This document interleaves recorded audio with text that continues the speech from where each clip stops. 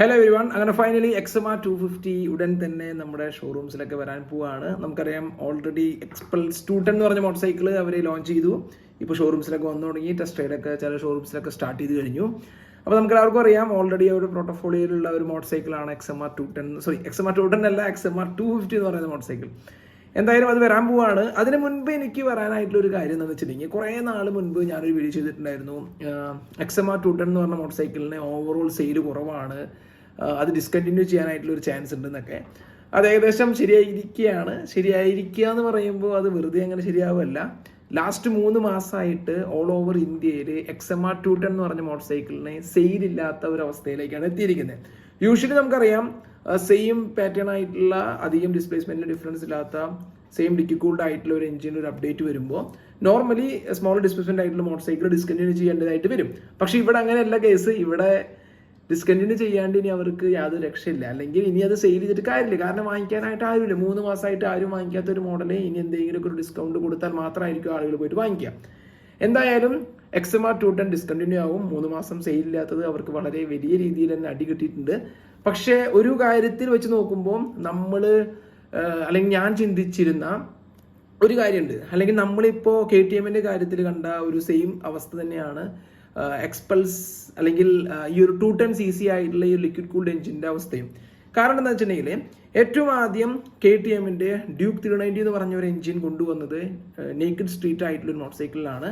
Duke എന്ന് പറയുന്ന ഒരു സീരീസിലാണ്. ആ ഒരു സീരീസിന്റെ കാര്യം നോക്കുകയാണെന്നുണ്ടെങ്കിൽ നമുക്കറിയാം അത്രയധികം മോട്ടോർ സൈക്കിളിലെ നോളജ് ഉള്ള ആളുകൾ ആ ഒരു മോട്ടോർ സൈക്കിൾ വാങ്ങിക്കുക എന്ന് പറയുന്നത് വളരെ ചുരുക്കമായിരിക്കും.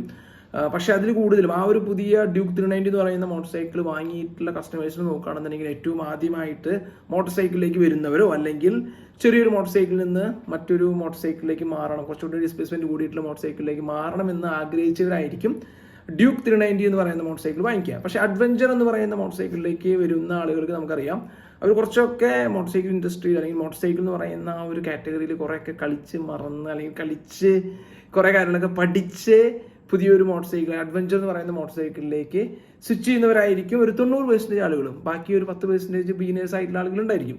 ആ ഒരു സെയിം കാര്യം തന്നെയാണ് ഇവിടെ നമ്മൾ XMRന്റെ കാര്യം നോക്കുകയാണെന്നുണ്ടെങ്കിൽ, XMR എന്ന് പറയുന്നത് ഒരു XMR 210 എന്ന് പറയുന്നത് ഒരു ഫുള്ളി ഫെയർഡ് ആയിട്ടുള്ള ഒരു സൂപ്പർ സ്പോർട്ട് മോട്ടോർ സൈക്കിളാണ്. സൂപ്പർ സ്പോർട്ട് മോട്ടോർ സൈക്കിളിന് നമുക്കറിയാം കസ്റ്റമേഴ്സ് എന്ന് പറയുന്നത് അത്രയും കൂടുതലുണ്ടായിരിക്കില്ല.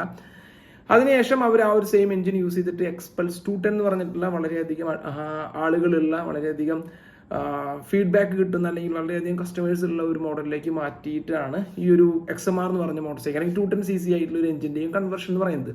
ഇതിന്റെ രണ്ടിന്റെയും ഒരു സാരാംശം എന്ന് പറയുന്നത് സിമ്പിളാണ്.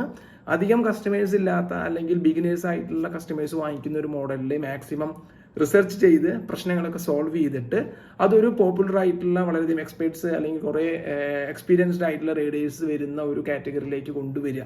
അത് തന്നെയാണ് നമുക്ക് ഈ ഒരു എക്സ്പൾസ് 210ന്റെ കാര്യത്തിലും അതുപോലെ തന്നെ അഡ്വഞ്ചർ 390യുടെ കാര്യത്തിലും കാണാനായിട്ട് സാധിച്ചിരിക്കുന്നത്.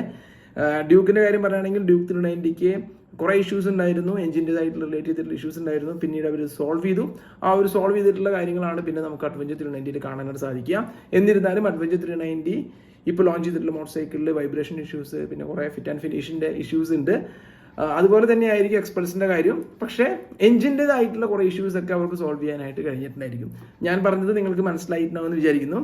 എന്തായാലും ഹീറോ മോട്ടോകോപ്പ് എന്ന് പറയുന്ന ഒരു കമ്പനിക്ക് എക്സ്പൾസ് 210 കൊണ്ടുവരുമ്പോൾ അധികം ബുദ്ധിമുട്ടുണ്ടായിരിക്കില്ല. കാരണം ഓൾറെഡി ഉണ്ടായിരുന്ന ഒരു പ്ലാറ്റ്ഫോമിലുള്ള ഒരു മോട്ടോർ സൈക്കിൾ, പിന്നെ ഓൾറെഡി ഡിസ്കണ്ടിന്യൂ ആവാൻ ചാൻസ് ഉള്ള ഒരു മോട്ടോർ സൈക്കിൾ, കുറേ കാര്യങ്ങൾക്ക് നഷ്ടം ഉണ്ടായിരിക്കും. എന്നിരുന്നാലും ഒരു കൺവേർഷൻ ചെയ്ത് അതിന് എക്സ്പൾസ് ആക്കിയെടുക്കുക, XMR 210 എന്ന് പറഞ്ഞ മോട്ടോർ സൈക്കിളിനെ എക്സ്പൾസ് 210 എന്ന് പറയുന്നതിലേക്ക് മാറ്റിയെടുക്കുക എന്ന് പറയുന്നത് അത്രയും വിഷയമുള്ള കാര്യമായിരിക്കില്ല.